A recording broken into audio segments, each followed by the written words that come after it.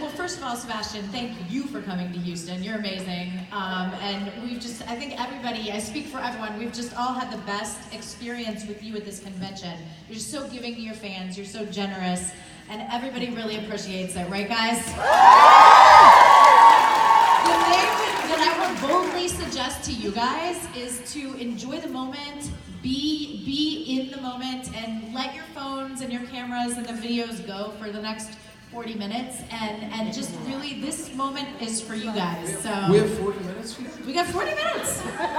Oh man. And we got a lot of people who want to talk to you, so we'll start over here at the mic. If you want to stand on up. Hi, how are ya? Hi, yes, thank you so much for being here. I know that we all really appreciate it. I'm going to start off right off the bat with a serious question. Haven't had any of those today. I'm really sorry, but you play obviously a lot of really intense emotional roles, so my question for you is how do you prepare yourself to get into those scenes that you do? Well, I don't know. What's your process as an actor? Do you I guess when you first approach a role, do you find what's in you that's the same as the character, or do you try to find a physical trait? No, I mean, it just differs every time, you never know what you need for something, and every time something that worked previously may not work again, on the next thing, but it always starts with the script and sort of everything that's written in there, and I kind of read the script over and over if I have a script. Sometimes I don't. But I read the thing over and over again and just kind of get it in my memory, and then just see sort of kind of what happens and what you get inspired by, and that could be music, that could be other movies, that could be people I know, situations that have happened, or things I've heard about. You just kind of end up going down a rabbit hole a little bit. It's like being a detective. Mm-hmm. And just start kind of... Curiosity is the most, I think, we have to protect curiosity, and you just have to be curious, about things and want to learn stuff, and then that's kind of how I try and go. Thank you so much. Thanks for kicking us off. Hi. Hi. My question is, what is one piece of advice that someone has given you on or offset that you keep close to your heart? Oh, a piece of advice from a mentor. Or... Don't care about what other people say about you. Just really don't give a damn. I mean, it's hard, we're in this business. I mean, well, I'm in this business where it's like... They're all in it with you right now. It's like anything creative, anything, whatever, painting, I mean, anything that's creative, stitching, whatever, is personal. Is and you need to have a personal thing to it. So, you're going to be sensitive, but you have to ultimately just go, I'm doing this, and then people are not going to like that. And not everybody's going to like what I do, clearly, or in my personal life, apparently. So, who gives a fuck? If it feels good to you, and you're helping somebody, or you're not harming anybody, you're being kind, you're being considerate, then that's it. That's all you need. Absolutely. Thank you so much. Thank you for that. Hi. My question's not serious at all, but when you were preparing to play Jeff and you were doing the accent, did you ever like slip into it or do like any of your other character lines in that accent? Oh, I mean, I spoke like that the whole time. Like Paul Walter Hauser and I would go to these restaurants, and I would try to do the accent and see if he could tell that I was talking like that. But I actually was I was doing the accent even before I'd met him. So I was kind of just thinking that maybe he wouldn't notice the difference, and he didn't. But yeah, it was. The accent's a really hard thing, because it's like you just have to keep going with it, and the voice too. It was a big voice thing with him too, because he was much higher than me. So it was great. Do you find that, you know, you mentioned like the voice, the accent, if the more layers that are different than you, that you put on with a character, the more free you are as an artist? Say that again, the more layers you put on... The more you differentiate Sebastian from the character. Like the more free you are as an artist. I mean, I guess maybe yes and no. I think sometimes it's easier, believe it or not, when you have real people that you have to, because then you have a goal, like you know where you're going. You're like, I have to get there. So, whereas when you're trying to create a character from, I mean, even a comic book character, right? I mean, the thing was written, it was there. Like, so I had a source to go to. But if you don't have that, then sometimes you have all this creative freedom where it's good, but it can also kind of throw you off. But I think either way, it can be freeing in a weird way. Thank you so much. Well, let's talk about Bucky Barnes and Winter Soldier. We'll talk about the origin story of the character. How familiar, before you were brought into the MCU, how familiar were you with the story? I wasn't very familiar because I didn't grow up with comic books, so I had no idea. I think I think the first comic book movie I ever saw was Batman Returns. Batman and Batman Returns. I used to love those movies when I was growing up. And then I'd heard of Captain America, but I didn't really know, comic books. So how did the whole process of getting into Bucky evolve? Like, take us through the process before you took on the role, and then your initial sort of research. Well, it's funny, we were at the autograph table like about an hour ago, and somebody turned to me at one point and said, did you ever think this was gonna happen? And I was like, no. I actually played this character for at least 2-3 years before I felt like people noticed. I mean, like, the first Avengers, I mean, maybe you guys have. But I wasn't like, I didn't, nobody was stopping me on the street going, so it was, I never, I treated it like any other character. I just wanted to honor the source material and what Stan Lee had envisioned, and I was really lucky to have met him, and for him to kind of even like remind me, just being like, whatever you're doing, just remember he's a good guy. And okay, because the winter thing is kind of fun, but the guy is a good guy, and so it was just studying the comic books and seeing, but the MCU differs a little bit here and there, so we had to kind of adjust to that, and then in the movie, Bucky Barnes actually was sort of a cooler guy or whatever, and so that's where we ended up today. Well, I think we're all so glad that it ended up being you to portray him, right, guys? How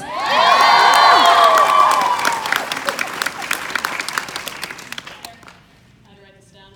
So lately I've gotten a chance to see more of your work in some of the independent films you've done, and the maturity that comes through in each of the roles you've played has been remarkable to see. I don't get a lot of chances to watch your interviews, so I'm curious, is there certain criteria you look for when choosing a role for an independent film versus something more mainstream Hollywood? Well, thank you for saying that. No, I'm just trying to do, different things. Like, I'm really, I feel like, I feel like I'm worried about getting too comfortable, to be honest, and in life too, and that's not always a good thing, by the way.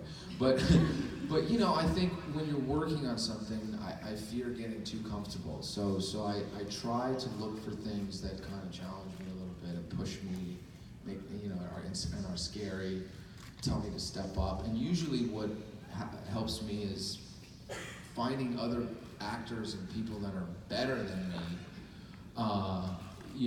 in projects, and then wanting to work with them, because then I stand to learn from someone, in a certain way, and I'm scared, and I'm backed up against the wall. So I'd rather be there, and I go from there. Thank you. One of my favorite movies that I'm a huge Andy Weir fan, so I love The Martian, and obviously I just talked to him a couple weeks ago. But when you first read that, I mean, what an amazing movie and concept and everything. What were your initial thoughts when you read the script? Well, I loved it. I mean, Ridley Scott. I mean, and also space, and like there was so many aspects about that whole experience. But then I read the book, and the book was really great. So good. Yeah, it was really, really great, and so informative about my character, and you know, so it provided a good backstory. But it was, you know, there's many things that have happened from that movie.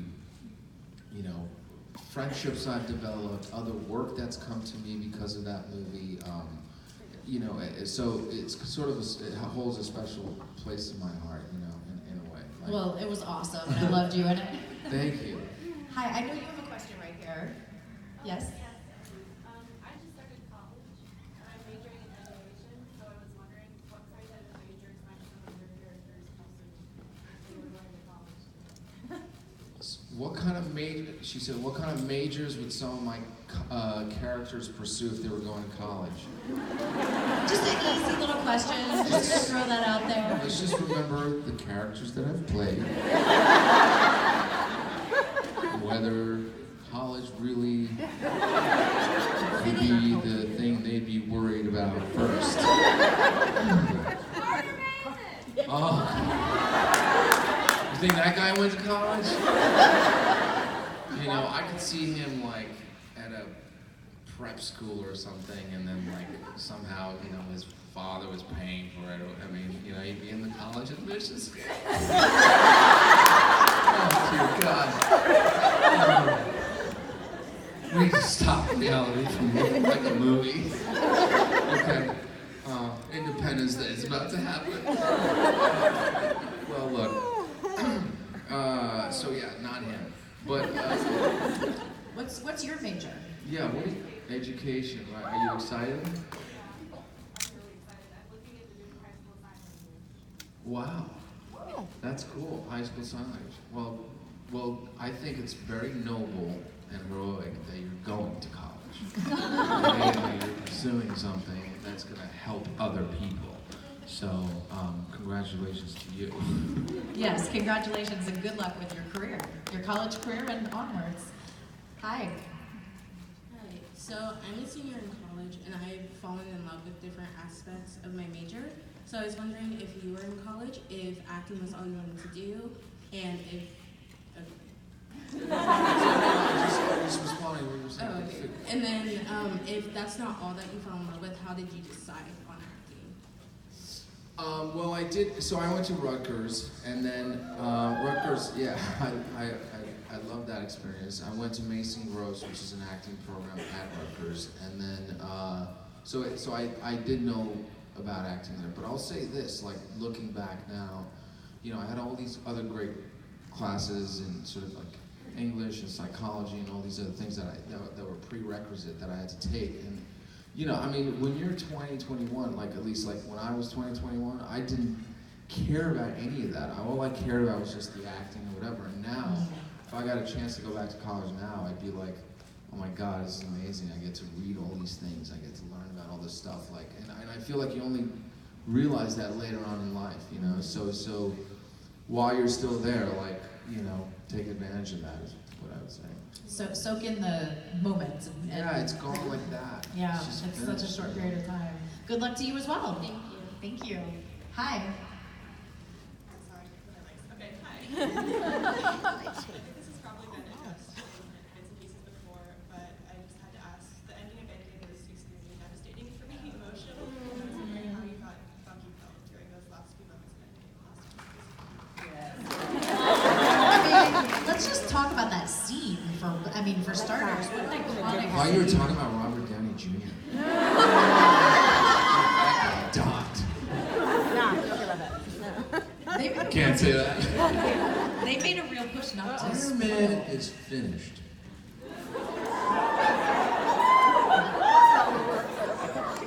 Why are we celebrating? Did you guys think I went back like in the Civil War mode? Like I was like, yes. I don't know what's gonna happen. I still don't know. Is he done? Well, they opened up the new timeline. Ever since that doctor came along,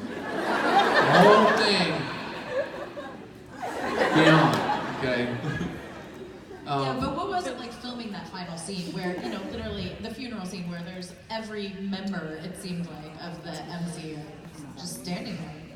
It was very emotional. What did you say? So that's not the scene she's talking about. No, I know. Okay, I'm gonna go back to it. But it was very emotional because it was one of those things where, you know, and that's why I think the movie's emotional, because you do feel like you've been a part of this now for 10 years, you know, one way, shape, or form. You were someplace in your life when you saw that movie, you know, like now we're getting older, like these characters are getting older with you, you know, and so like there's all of this stuff that kind of comes to that scene, so it's no longer just a scene, it has all these other things in it, so I think that comes from years and years of it, and it was the same for that scene. Again, like you never really know if goodbye in the MCU is goodbye. Never really feels like it, you know. It takes like time to kind of, but it's strange. I mean, we'll see. It will never be. Captain America will never be the same without Chris Evans. You know, it just won't. That's true. It doesn't mean that Captain America is over. It just means that that particular situation, you know, will never be the same. So now we're in this thing now where literally, I suppose, Anthony and myself and Sam and Bucky are going to have to figure out how to incorporate life without that big guy, right? So, you know, we're gonna do our best. I mean, we'll see. Does that answer your question? Yeah. Okay, good. Thank you so much. Thank you. Hi. Hi, Sebastian. First of all, can you say that you are the fucking god of gymnastics for me?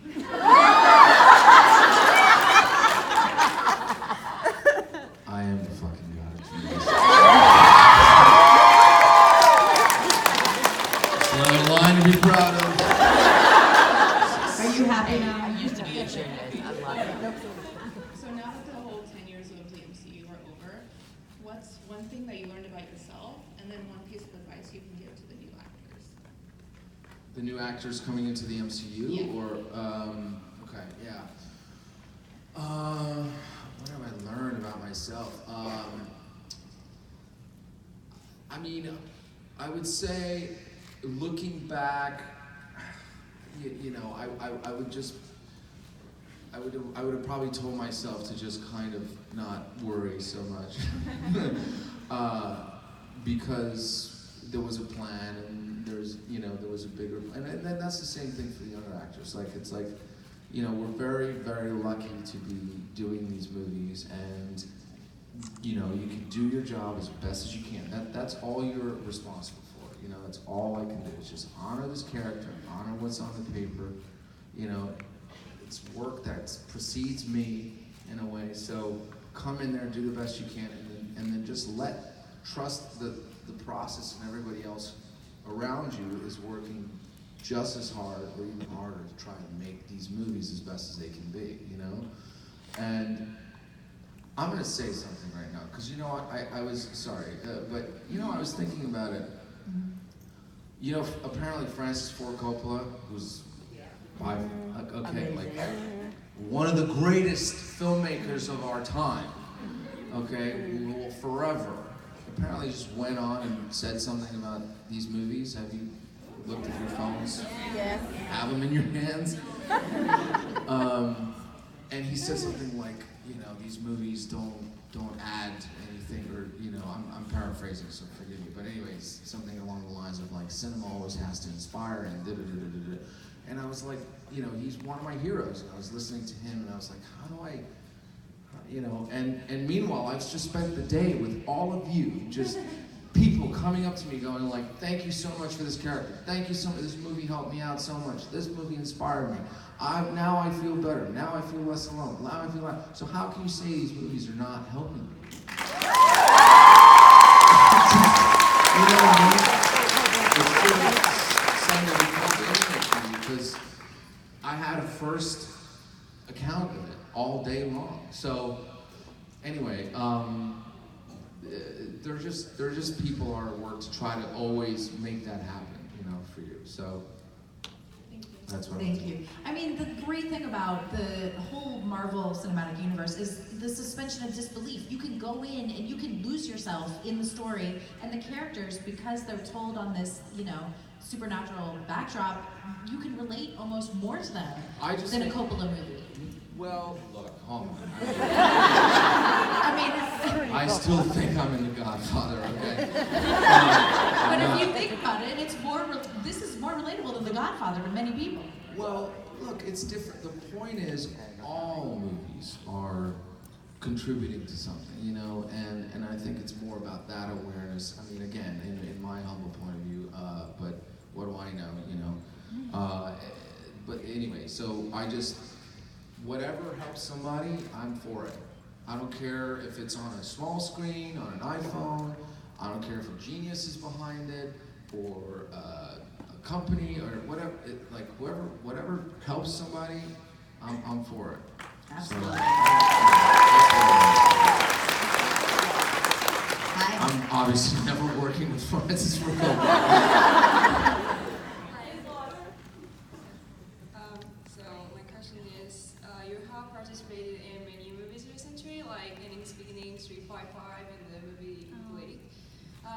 Though you went to so many places and different countries, so did you find anything new while shooting the film? And which kind of movie or TV series would you like to join next, except for Marvel series?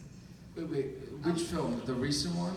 Are you talking about? No, I think you joined so many movies. You know, all my films that I got to travel. Yeah.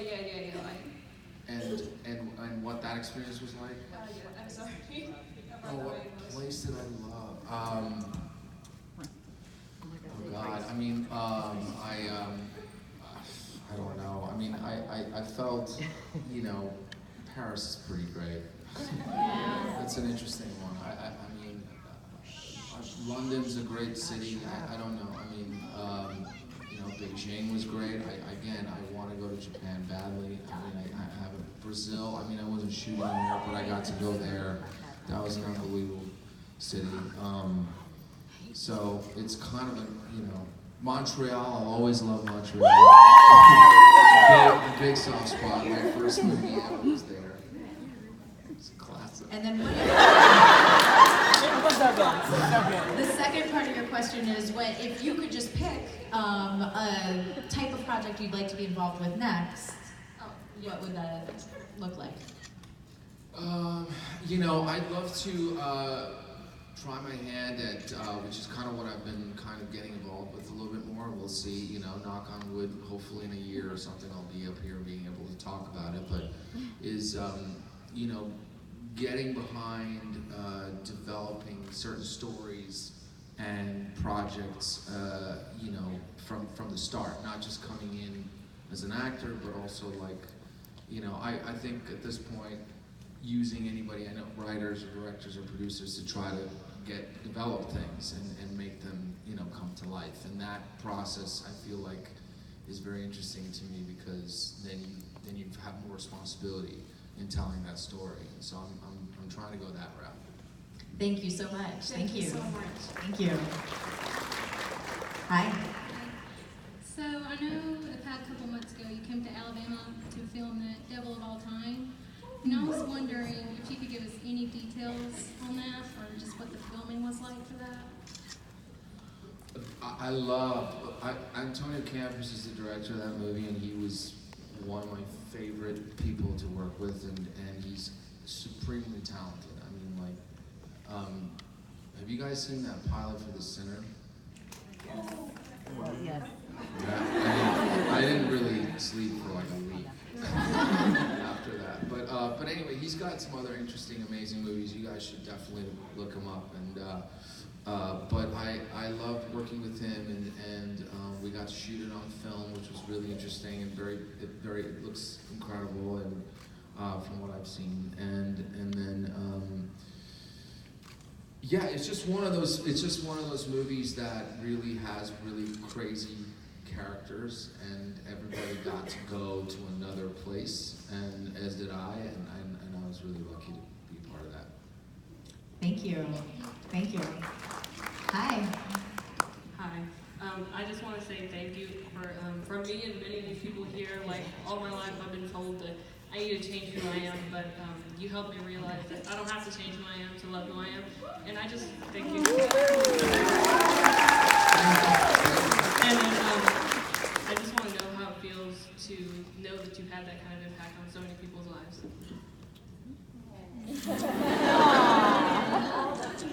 Just in the quickest way possible. You gotta get through this. Look,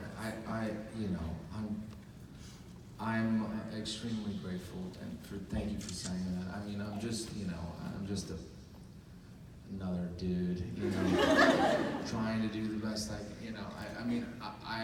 it's it. I don't. That's all you can hope for. So if at all you feel that way, I'm really grateful, and I just hope I can continue to do that, as best as I can. But I'm a human being too, so I'll have my moments as well, just remember that. And I probably share a lot of similarity, things that you go through. Maybe sometimes, we're in different circumstances, but we all kind of have our demons, so I get it. Thank you. Thank you, and thank you for sharing that. Hi. Hi, I'm sorry. I'm so sorry. But anyway, sorry, I'm a bit nervous.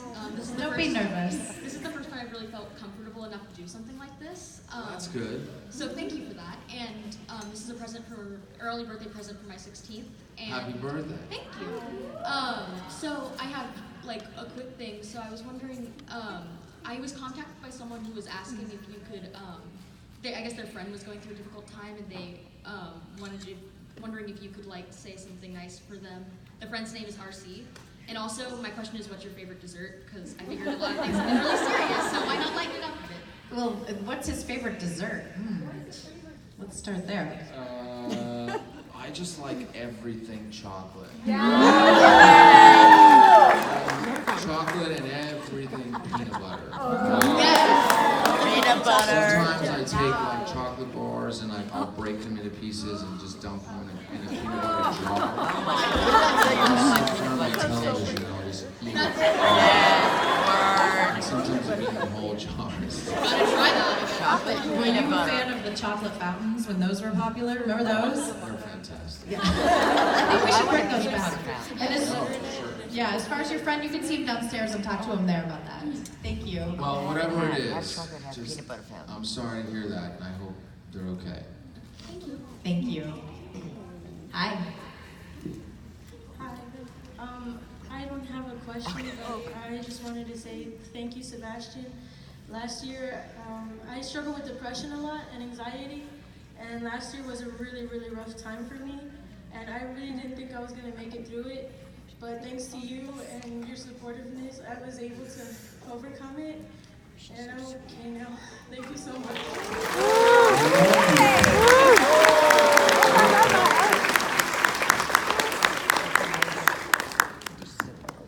Hi. You had mentioned that you had really enjoyed working with Karen Kusama on Destroyer, and my question was, especially for We've Always Lived in the Castle was another female director, is there any differences between working with a female director versus a male director, or any notable differences? Things get done. There's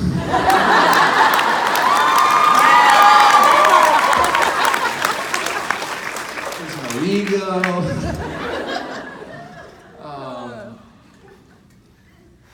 Yeah, no, both. It just. I don't know. The communication there was really great, for me, and I lucked out in both situations. It was, it was surprising, I don't know, because we just sort of had met and we didn't really know each other beforehand. We didn't have any rehearsals. We didn't have any of that. But right away, it just immediately clicked. So, but yeah, I think, sometimes guys are stupid. They get into and it's it's silly. So sometimes I think in those circumstances, you just cut to the chase and you get to the bottom of it. Thank you. Great question. Thank you so much. Hi. Claire, how are you? Good. How are you? Hi. So last year, when you did the unofficial subcon, we thanked you for coming, and I made you that card.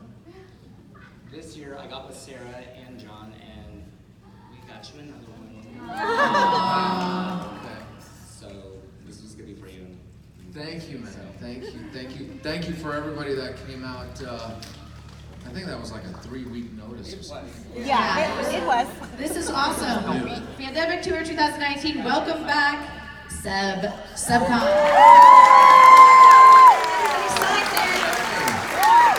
That's awesome. Thank you. All right. Hi, over here. How are you? Drop my almonds. We can give you some more almonds. That's what I'm gonna be when I'm gonna be an old person. Just gonna like leave a trail of We can always find you. Hi. Hello. Which arm do you like more? Do you like the silver one or the one from Wakanda? That's a really good question.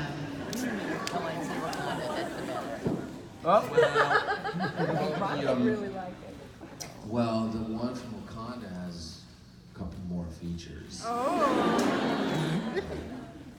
that we haven't explored yet.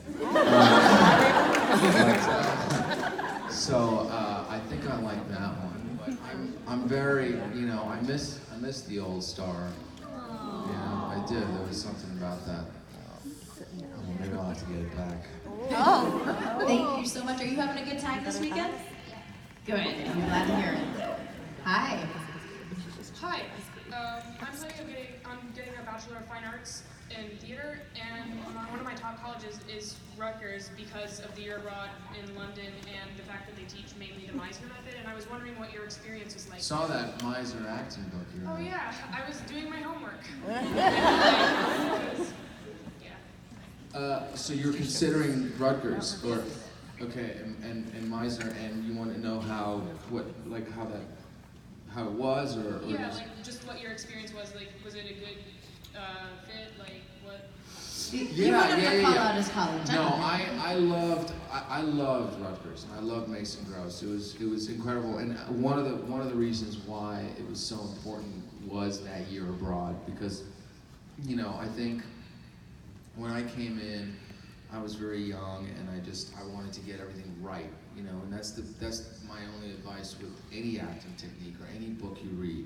It's like, yes, you read it, you sort of study it like it's like a textbook or whatever, but just remember it has like another way of seeping into you. You can't just like learn it and try it and fix. Like it takes time, but so it was very difficult for me those first 2 years actually over there. But then when I got my junior year, I sort of, I don't know, something happened. Like everything I'd done sort of clicked in, and I walked away with some of the closest friends in my life, and I did some of my work there that to this day I'll say like was better than anything I've done so far, like in terms of the plays I was doing and stuff. So it's a great school. I will always say that. I wouldn't be here without it.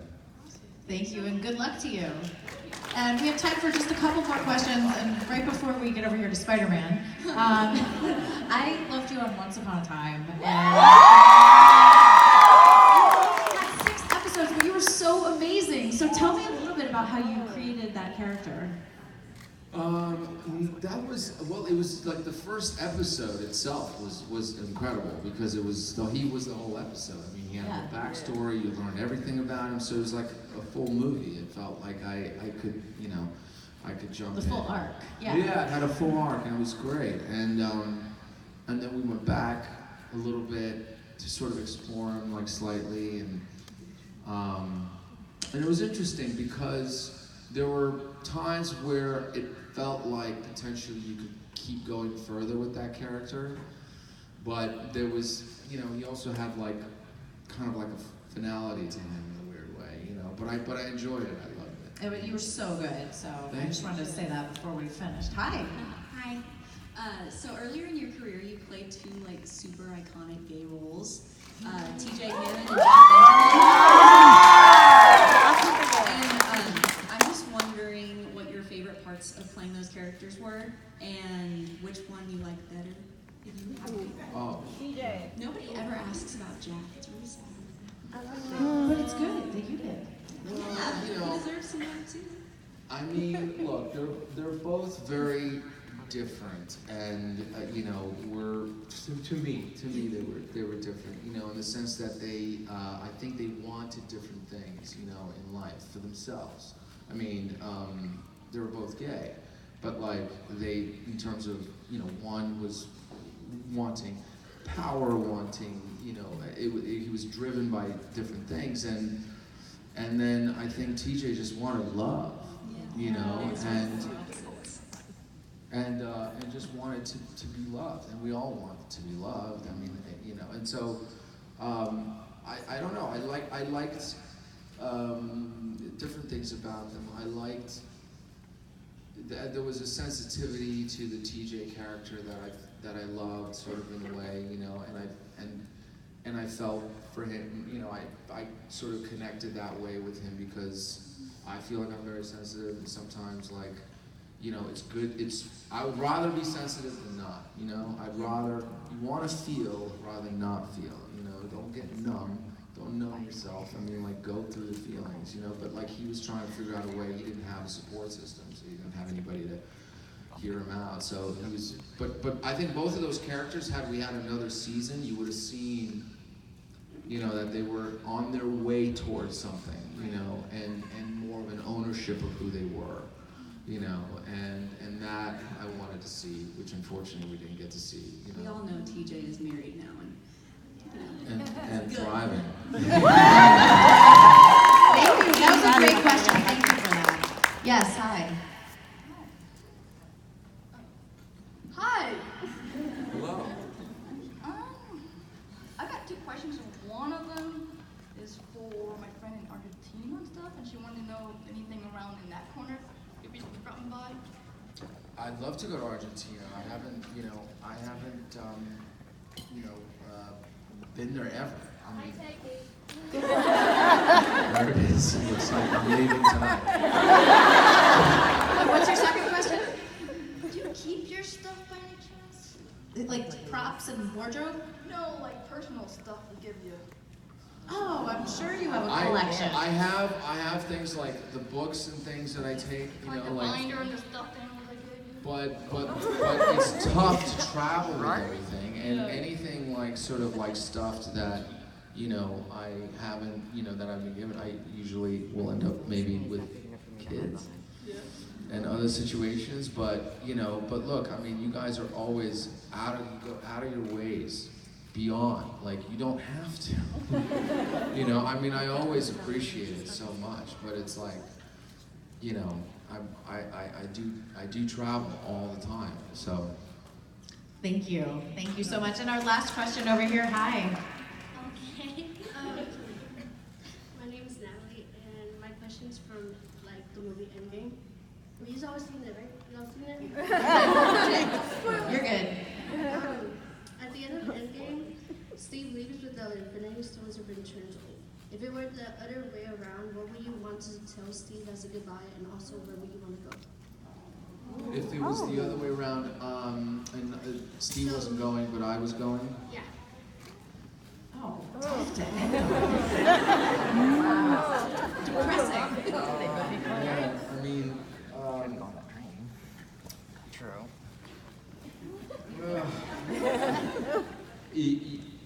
I'm trying to think even if Bucky would have gone, you know, in the first place.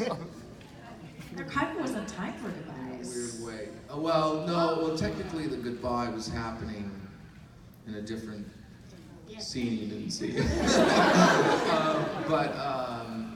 Yeah, I don't know. That's a tough question. I mean, I think he would have wanted the same thing, you know, in a sense, which is what I felt from that scene, which was, hey man, you know, we had quite quite a road that we've been on, and now it's time that we sort of go and, you know, figure out who we are and what we want in life and pursue that. And whether or not they can do that is another question, right? But like, that was the desire, and I think the desire probably would have been there for him too. I mean, both of those characters are in a place at the end of that movie of self-discovery now, of like, you know, they've both been servicemen for such a long time, you know, and I think it's the first time we're seeing them both start off at a starting point of like, okay, where am I at? What do I want? You know, and that's, I think maybe what we're going to see with the show. That is such an awesome answer. Thank you for ending the question. Would you guys like to take a giant selfie with Sebastian? Okay, we're going to turn around here and you can stand up if you want.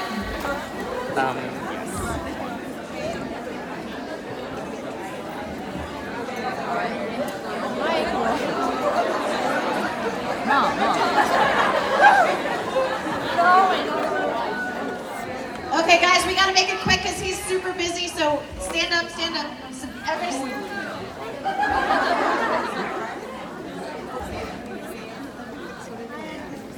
Okay, everybody, 1, 2, 3, Sebastian!